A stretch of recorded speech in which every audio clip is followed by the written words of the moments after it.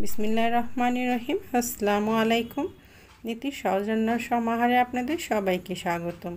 আজকে আবারও চলে আসলাম অসম্ভব মজাদার একটি আমের ডেজার্ট রেসিপি নিয়ে।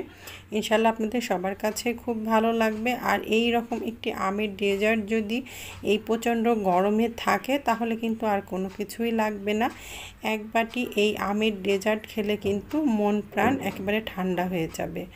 তো চলুন দেখে নিই কীভাবে এই ডেজার্টটি তৈরি করছি। আর রেসিপিটি দেখতে দেখতে ভালো লাগলে অবশ্যই লাইক কমেন্ট শেয়ার করতে ভুলবেন না। তো চলুন দেখে নিই কীভাবে আমি রেসিপিটি তৈরি করছি।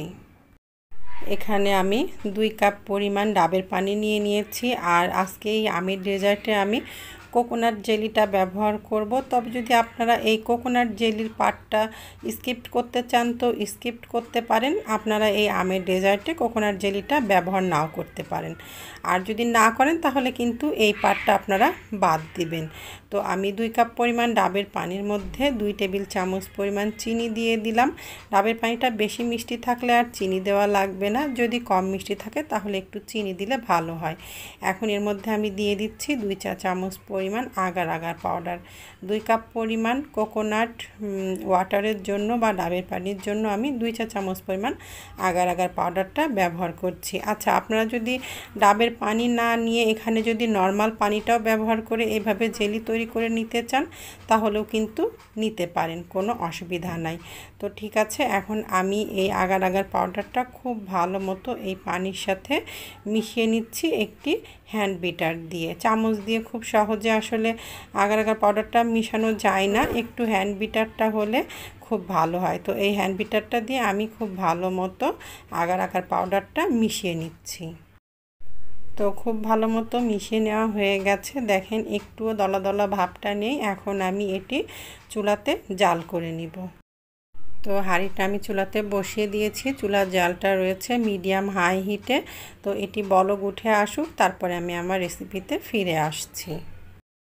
তো চুলার জালটা মিডিয়াম হাই হিটে দিয়ে প্রায় 3 মিনিটের মধ্যে দেখেন এটি ফুটে উঠেছে। এখন চুলার জালটা একটু আস্তে করে দিচ্ছি, নতুবা এটি উতলিয়ে পড়ে যাবে। আর আমি আরও 3 মিনিট মতো এটি নাড়াচাড়া করে জাল করে নিচ্ছি। তো আরও 3 মিনিট মতো আমি জাল করে নিয়েছি। এটি ফুটে উঠতে আমার সময় লেগেছিল 3 মিনিট। আর আরও আমি 3 মিনিট, মোট 6 মিনিট মতো আমি এটি চুলায় দিয়ে রান্না করে নিয়েছি বা জাল করে নিয়েছি। 3-4 মিনিটের মধ্যেই এটি বলক উঠে যায় যদি চুলার জালটা মিডিয়াম হাই হিটে থাকে। এখন আমি চুলাটা বন্ধ করে এটি একটি পাত্রের মধ্যে ঢেলে নিব। তো এখানে আমি একটি কাচের পাত্র নিয়ে নিয়েছি, তার মধ্যে আমি জাল করে নেওয়া ডাবের পানিটা ঢেলে দিলাম। আপনারা কাচের পাত্র, স্টিলের পাত্র, যে কোনো পাত্র এখানে ব্যবহার করতে পারেন। এখন এটি একপাশে রেখে একটু নর্মাল ঠান্ডা করে নিচ্ছি। এখানে আমি 2 কাপ পরিমাণ গরুর তরল দুধটা নিয়ে নিয়েছি। দুধটা কিন্তু আমার আগের থেকে জাল করে নেওয়া ছিল না। আপনাদের দুধটা যদি আগের থেকে জাল করে নেওয়া থাকে তাহলে একটু বেশি ভালো হয়। তো জাল করে না নেওয়া থাকলেও কোনো অসুবিধা নাই। এখন এর মধ্যে আমি দিয়ে দিলাম 2 টেবিল চামচ পরিমাণ গুঁড়া দুধ। চাইলে একটু বেশিও দিতে পারেন, আমি একটু কমই দিচ্ছি। আর দিয়ে দিচ্ছি এখানে আমি 2 টেবিল চামচ পরিমাণ কর্নফ্লাওয়ার। কর্নফ্লাওয়ারটা দিলে একটু ঘন থকথকে হয়ে আসবে, এটি খেতে বেশি ভালো হবে। আর দিয়ে দিচ্ছি এখানে আমি 12 টেবিল চামচ পরিমাণ বা 1.25 কাপ পরিমাণ চিনি। আপনারা আপনাদের মুখের স্বাদ অনুযায়ী চিনিটা কম বেশি করে দিয়ে নিতে পারেন। এখন দিয়ে দিচ্ছি এর মধ্যে আমি 1/4 চা চামচ পরিমাণ লবণ। সামান্য এই লবণটুকু দিলে কিন্তু স্বাদ আরও বেড়ে যাবে। এখন সব কিছু আমি খুব ভালো মতো নাড়াচাড়া করে মিশিয়ে নিচ্ছি, যেন এর মধ্যে কোনো রকম দলা ভাবটা না থাকে। তো প্রায় মিশিয়ে নেওয়া হয়ে গেছে। এখন এটি আমি চুলাতে বসিয়ে দিচ্ছি। তো এখন চুলাটা আমি জ্বালিয়ে দিয়েছি, চুলার জালটা রয়েছে মাঝারিতে। এখন একটু নাড়াচাড়া করে আমি এটি জাল করে নিচ্ছি। একটু বলক উঠে আসুক বা ফুটে উঠুক, তারপরে আমি আমার রেসিপিতে ফিরে আসছি।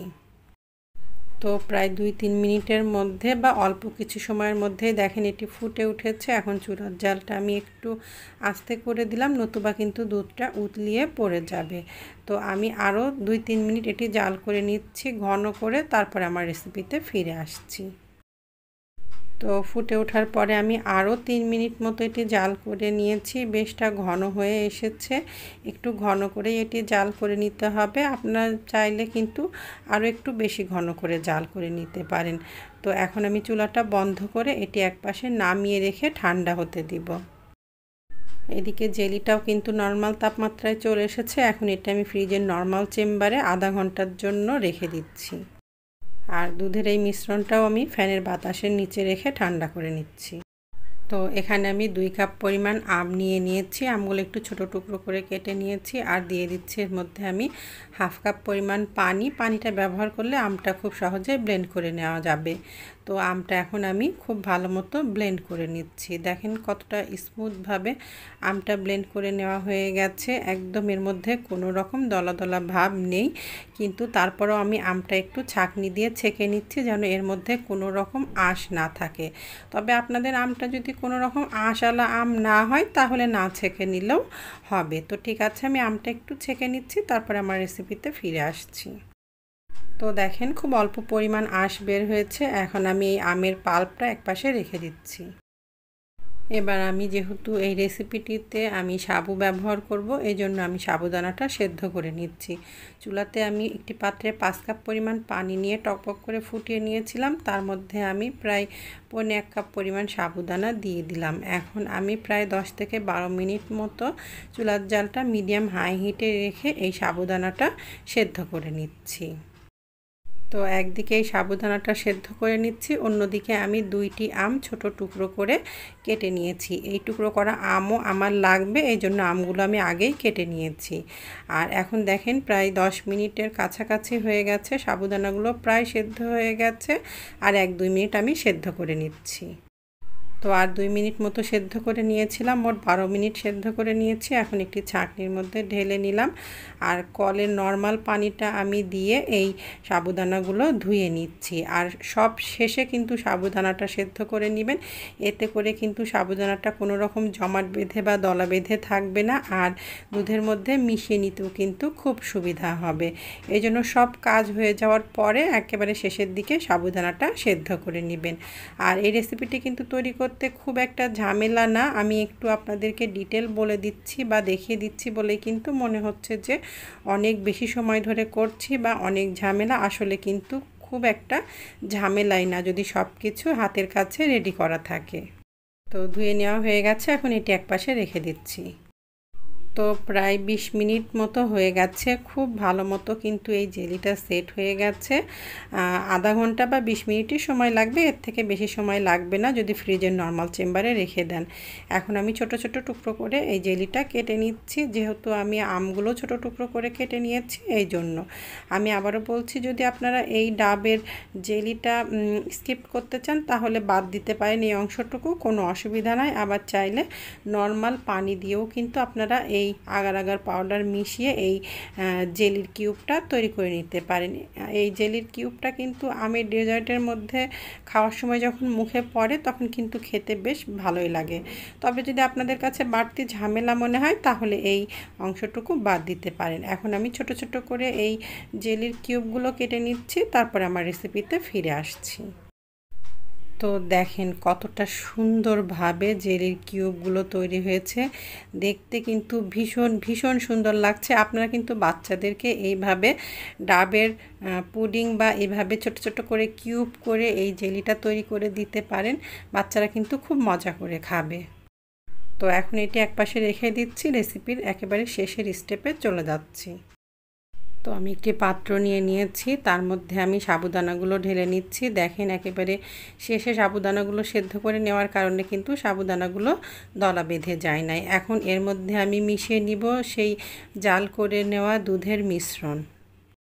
তো দুধের মিশ্রণটা আমি এর মধ্যে ঢেলে নিলাম। এখন আমি এই পাত্রটা ধুয়ে সামান্য পরিমাণ পানি এর মধ্যে দিয়ে দিচ্ছি, কারণ এই দুধের পাত্রটার মধ্যে কিন্তু অনেকটাই এই দুধের মিশ্রণটা লেগে আছে। প্রায় 1/4 কাপ পরিমাণ পানি আমি এই দুধের পাত্রটা ধুয়ে এর মধ্যে দিয়ে দিচ্ছি। তবে এটা অপশনাল, আপনারা চাইলে দিতে পারেন, চাইলে বাদও দিতে পারেন, কোনো অসুবিধা নাই। দেখেন আমি সামান্য পরিমাণ পানি নিয়েছি, কিন্তু খুব বেশি পরিমাণ পানি না। এখন খুব ভালো মতো দুধের সাথে সাবুদানাটা আমি একটু মিশিয়ে নিলাম। এবার এর মধ্যে আমি দিয়ে দিব সেই ব্লেন্ড করে রাখা আমের পিউরি বা আমের পাল্প। এখন এই আমের পাল্পটা দিয়েও কিন্তু খুব ভালো মতো আমি মিশিয়ে নিব। তো আমের পাল্পটা দিয়েও খুব ভালো মতো মিশিয়ে নিচ্ছি। আমার পাত্রটা একটু ছোট হয়ে গেছে, এজন্য আমি একটু বড় পাত্রের মধ্যে এটি ঢেলে নিচ্ছি, তারপরে আবার সব কিছু একসাথে মিশিয়ে নিচ্ছি। তো এবারের মধ্যে আমি কোকোনাট জেলিগুলো ঢেলে দিচ্ছি, তবে সবটুকু দিচ্ছি না, কিছুটা রেখে দিচ্ছি শেষে একটু ডেকোরেশন করে দেওয়ার জন্য। দিয়ে দিচ্ছি এর মধ্যে ছোট টুকরো করে কেটে রাখা আমও আমি সম্পূর্ণটুকু দিলাম না, কিছুটা আমি রেখে দিয়েছি, শেষে ব্যবহার করব। এখন সব কিছু খুব ভালো মতো মিশিয়ে নিচ্ছি। আর এই ডেজার্টটা খেতে যে কতটা মজার, দেখতে যতটা লোভনীয়, খেতেও অসম্ভব মজার। আপনারা এটা ফ্রিজে রেখে একেবারে ঠান্ডা ঠান্ডা এই ডেজার্টটা পরিবেশন করবেন, দেখবেন যে মনে প্রাণে একেবারে শান্তি চলে আসবে। অন্তত পক্ষে 4-5 ঘন্টা এটি ফ্রিজে রেখে ঠান্ডা করে নেবেন।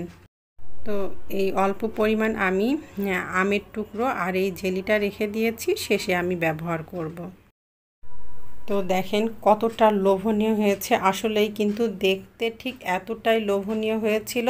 পরে আমার ফোনের ক্যামেরাতে কালারটা খুব একটা ভালো আসে নাই, কিন্তু অরিজিনালি কিন্তু কালারটা ঠিক এমনই হয়েছিল। আর ভীষণ লোভনীয়, খেতে ভীষণ মজার। আপনারা কিন্তু বাড়িতে একবার হলেও তৈরি করে খেয়ে দেখবেন, ইনশাল্লাহ নিরাশ হবেন না। দেখবেন মাঝেই কিন্তু এভাবেই এই আমের ডেজার্টটা তৈরি করে খেতে মন চাইবে। তো সবসময়ের মতো আমার আজকের রেসিপিটিও যদি ভালো লাগে তাহলে লাইক, কমেন্ট, শেয়ার করতে ভুলবেন না। আর আমার চ্যানেলের পরবর্তী রেসিপির ভিডিও দেখতে চাইলে আমার চ্যানেলটি সাবস্ক্রাইব করে পাশে থাকা বেল আইকনটি প্রেস করে অল প্রেস করে দিবেন।